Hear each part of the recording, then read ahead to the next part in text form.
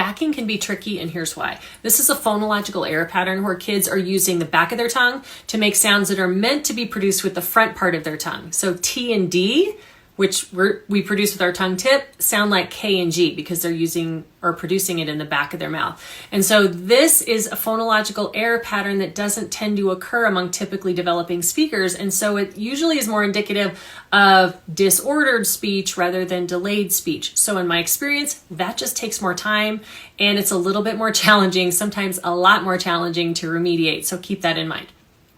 First, though, I do have some tips for you. My first tip is to use a phonological intervention to remediate this, because the primary issue here is not motoric in nature, most likely. It is linguistic or phonological in nature. So we have to teach kids the rules for when we use T versus K, when we use D versus G.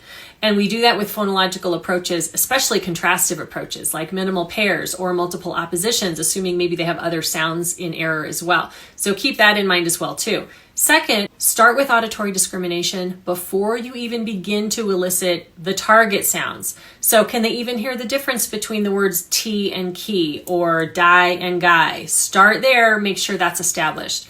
Then you're ready to start eliciting the sounds and eliciting words. But my third tip is don't start with words and don't talk about letter sounds. Just start with sound effect cues or metaphor cues. I had a backer a while ago. That was the last time I had a backer.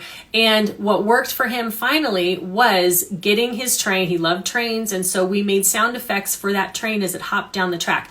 T, t, t, t. Because when I started to work on words like to, it was automatically ku. He just couldn't make the front part of his tongue move unless we made a sound effect. T, t, t, t. And it wasn't associated with any other word or any other sound he'd ever made before. And so that's how we initially got the T sound. And we started there and we did that quite a few sessions until that got really easy. And then we used his understanding of that new sound to start to blend with vowels. Again, not real words yet. We just took the train sound and blended it with the oo sound or the o sound. So it sounded like t-o, to. Because if I asked him to say the word toe or two, it was ko or ku. But if we took the meaning away initially and just made it a motor tap, to and toe, and using our train sound, he got it.